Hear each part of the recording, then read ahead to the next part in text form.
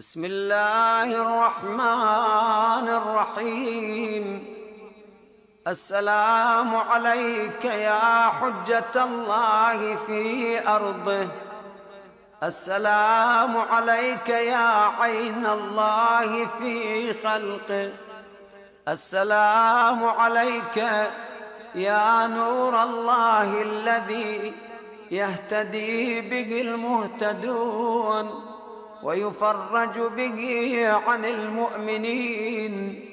السلام عليك أيها المهذب الخائف، السلام عليك أيها الولي الناصح، السلام عليك يا سفينة النجاة، السلام عليك يا عين الحياة، السلام عليك صلى الله عليك وعلى آل بيتك الطيبين الطاهرين.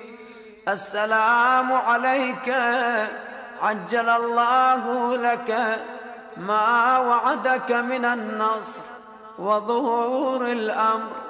السلام عليك يا مولاي، أنا مولاك عارف بأولاك وأخراك، أتقرب إلى الله تعالى بك وبآل بيتك وأنتظر ظهورك وظهور الحق على يديك، وأسأل الله أن يصلي على محمد وآل محمد، وأن يجعلني من المنتظرين لك والتابعين والناصرين لك على أعدائك والمستشهدين بين يديك في جملة أوليائك.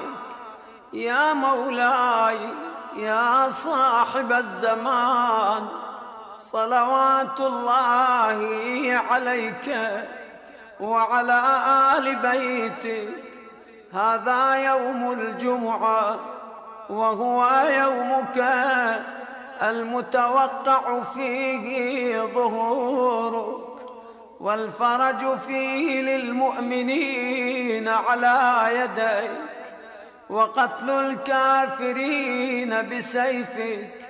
وأنا يا مولاي فيه ضيفك وجارك، وأنت يا مولاي كريم من أولاد الكرام ومأمور بالضيافة والإجارة، فأضفني وأجرني صلوات الله عليك وعلى آل بيتك الطاهرين.